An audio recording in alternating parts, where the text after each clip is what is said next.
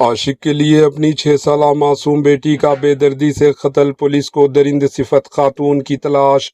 आशिक की खातिर एक खातून ने अपने 6 साला बच्ची का बेदर्दी से मौत के घाट उतार दिया। ये दिल दहला देने वाली वारदात रियासत कर्नाटका के बेंगलुरु में पेश आई, जब कत्ल में इसका साथ देने वाला आशिक मोहन को पहले ही गिरफ्तार किया जा चुका है।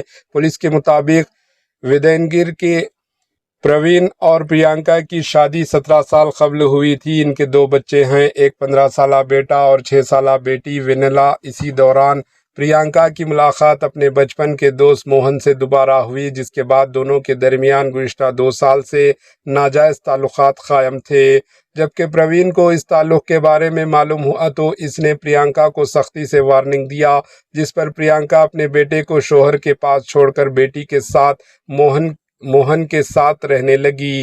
3 महीने कबल प्रियंका ने फ़ोन पर प्रवीण को इतला दी कि इनकी बेटी का देहांत हो गया है। बादशाह इसने अस्पताल की जानिब से जारी करदा पोस्टमार्टम रिपोर्ट भी प्रवीण के हवाले कर दी। प्रवीण ने ये रिपोर्ट बैरूनी मुल्क मुकीम अपने एक डॉक्टर दोस्त को दिखाई। रिपोर्ट का जायज़ा लेने के बाद डॉक्टर ने बताया कि इसमें कई गलतियां खामियां मौजूद है। शुबा जाहिर किया गया कि इसे कत्ल किया गया और बाद में हक़ायक़ छुपाने के लिए फर्जी या गुमराहकुन रिपोर्ट तैयार की गई। इस इंकशाफ के बाद प्रवीण ने पुलिस स्टेशन में शिकायत दर्ज करवाई।